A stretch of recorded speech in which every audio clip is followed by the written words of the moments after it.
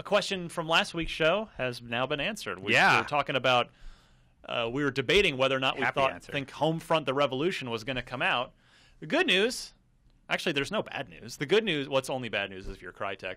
The good news is, yes, it's coming out. It will release. I suspect that it won't be coming out in February of 2015, which is what they originally told me at their pre-E3 briefing. I suspect it's going to be many months after that, given the delays that have befallen it thanks to them not getting paid and thus deciding not to come into work, which I think we can all sympathize with. But yeah, Deep Silver has taken this game for itself. Striking while Crytek was vulnerable. They were blinking red like a boss, and this is like, all right, boom, Homefront's ours now. What are you going to do about it? Nothing, sir. Good for them. I mean, good for Homefront fans too, right? Yeah. The game is coming, rest assured. That is good. I don't know if anyone said on that episode whether or not they thought it was not coming out. I think we were all in agreement that you don't buy an IP and put a bunch of work into the game and not release it, right? Mm-hmm.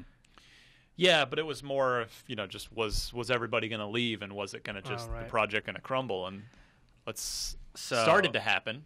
I'm just happy that Deep Silver picked it up, and it's going to happen, because you saw a vertical slice. You said it looked good. It looked I liked beautiful. a lot of what was going on in that game, absolutely. Yeah, we saw the trailer. We liked the trailer, and it's good for the people that were involved with it. They're going to stop getting screwed over, and I hope Deep Silver does something nice for them. Well, here's the thing, besides buy them and pay them. When I first read the headline, when I first started to read this story on IGN, I thought, Deep Silver just... Because Crytek was having financial troubles, Deep Silver came in and said, we'll fund this, but in return, it's ours now. Yeah. It's actually much deeper than that. It's, deeper? Yeah, sorry. Destin. Classic. I'm busted here. But, no, it's actually... Crytek is off of this entirely, because it used to be, it was Crytek's IP. They bought it in the THQ fire sale. Yeah. And then Crytek UK was the developer, the Time Splitters people that were working on it, and Deep Silver was just going to publish it. But now Deep Silver owns it entirely, and they've started a development team to work on it. Crytek is out. They are out of the picture. They don't own it at all. They've basically been what's the term when you find like a dead body in like a soldier in a field, and you take it to murder? I think you are asking the wrong group of people. Corpse looting? Well, basically, yeah. They've looted the corpse of Crytek, although Crytek's still technically alive. Technically, but yeah. So that Rise on PC is going to save them. Sorry, guys. They set up brutal. So they were total dicks with this whole thing. I think they deserve a little ribbing. Okay. The new studio that's now taken over development on this game is called Dam Buster Studios, and it's in the same town. I thought that Crytek UK was in. So I heard this was comprised of old employees. Well, that's true. We don't know, but that's certainly what it looks like. A lot of the people that left are now just taking their paychecks from Deep Silver and working at.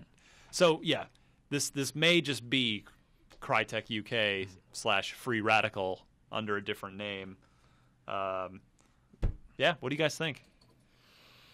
I think it's good. You don't care, right? The point is we get a game. We get a game, and I don't know if we guessed. Did we guess what developer we thought would be good? We called Deep Silver. And did we call Deep Silver? Okay, cool. I just want to make sure. I want to point out that we were right on that. Yeah. Podcast unlocked. We were right. We were right.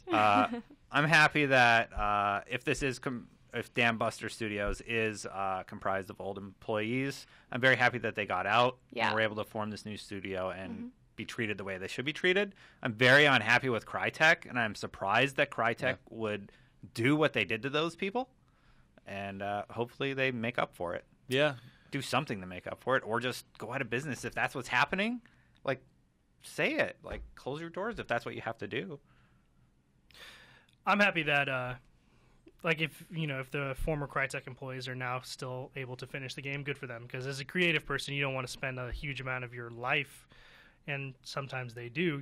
3 or 4 years is not a small time to spend on one thing.